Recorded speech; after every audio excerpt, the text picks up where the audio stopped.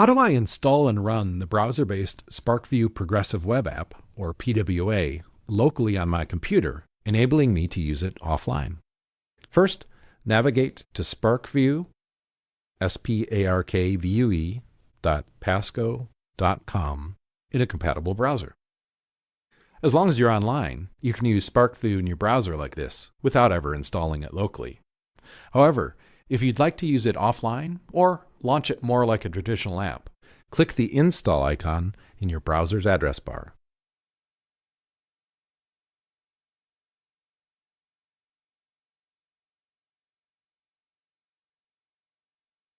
A shortcut to the installed Sparkvue PWA is now available on your computer.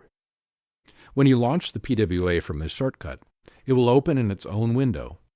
Though this may now appear more like a traditional app, it's really just running in a modified browser window, as some browser features in the title bar reveal.